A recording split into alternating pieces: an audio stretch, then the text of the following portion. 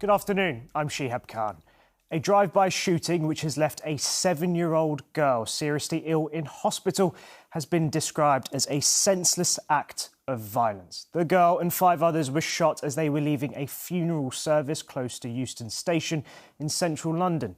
The suspects fled the scene in a Toyota car and so far there have been no arrests. James Dunham has the latest. Even outside a place of worship, there is little protection from terrifying violence on London's streets. Multiple shotgun pellets were fired at those who had just been inside the church mourning the deaths of 20-year-old Sara Sanchez, who lost her life to leukemia just weeks after her mother, Frezia Calderon, tragically died from a rare blood clot. A celebration of their lives ending with a 7-year-old girl fighting for hers. Police say she and a woman are in hospital, with the 48-year-old sustaining life-changing injuries. People came here to attend a funeral, to be with friends and loved ones and mourn together. Instead, they were the victims of a senseless act of violence. We know it will have had a significant impact on communities across Camden, and we will have a visible police presence in the local area in the coming days and weeks to provide extra reassurance. The weapon which shattered the peace of a Saturday afternoon requiem mass was fired from a moving vehicle believed to be similar to this. Officers are searching for a black Toyota CHR with a 2019 registration.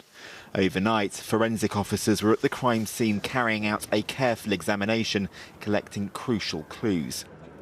The Home Secretary, Sorella Braverman, tweeted, "I am deeply concerned by the shocking shooting incident in Euston.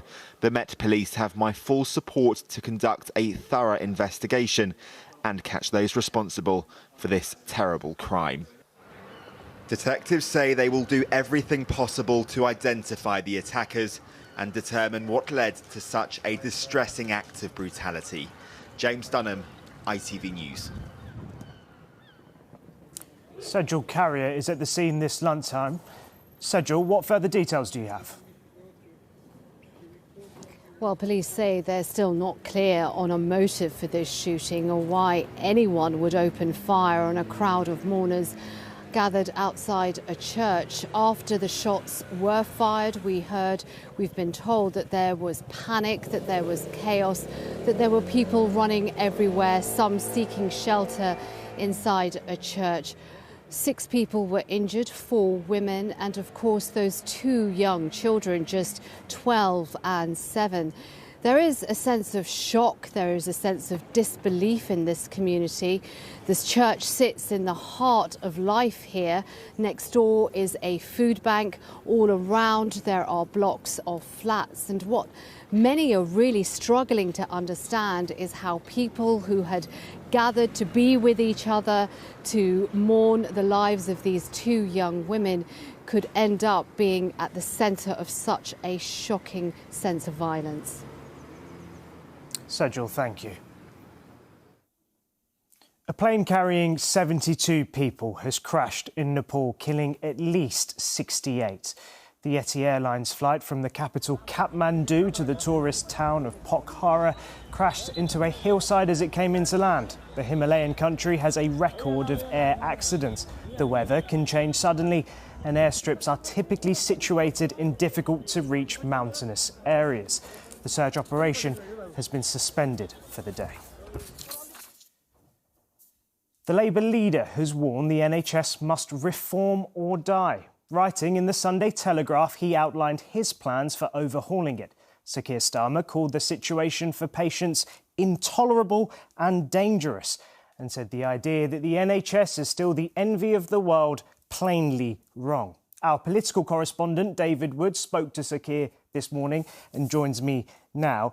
David, what is he proposing to actually do about it? Well, he certainly isn't mincing his words here, is he? He talks about the mind-boggling bureaucracy at the heart of the NHS. So one of the things he wants to see in the long term is GPs in England becoming employed by the NHS rather than by GP surgeries directly, which they are then having to run themselves. As for patients, he wants to see people to be able to do their own blood tests at home if necessary. And if someone has constant pain, say back pain, why do they need a GP referral to get physio appointment? Can't they just refer themselves? Now, some in the medical profession say, well, some of these services NHSs already exist in some parts of England, and say that the Labour leader doesn't really understand how the NHS is run. As you would expect, Sir Keir Starmer disagrees with that. He's defended his plans and says the only way to end what he sees as the crisis in the NHS is to reform. You will always have, whether it's the NHS or any other public service, people say, well, don't do it, it's always been done this way.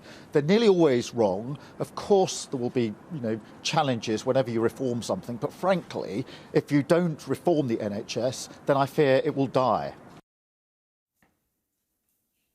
I think this does show a very confident Labour leader. Yes, he's doing very well in the polls, but traditionally you'd expect a Labour leader just to defend the NHS. Here we have one saying he does need to reform it. And something that he's also not ruled out is using the private sector more. Yes, he says the NHS should still be free at the point of entry, but those comments, I think, will worry some on the left of his party. Of course, Rishi Sunak himself says shortening waiting lists for the NHS is a key priority. We're some way off from a general election, but we can guarantee the NHS will be a key subject. David, thank you very much. US President Joe Biden has declared a state of emergency in California after the state was hit by further powerful storms that have killed at least 19 people. Severe winter storms have brought torrential downpours, which have caused floods, mudslides and power cuts over the past 2 weeks. And Biden has now ordered federal aid to help recovery efforts in the worst hit areas. And that is all for now. Lucrezia will bring you the latest developments at 5 o'clock. Have a lovely afternoon.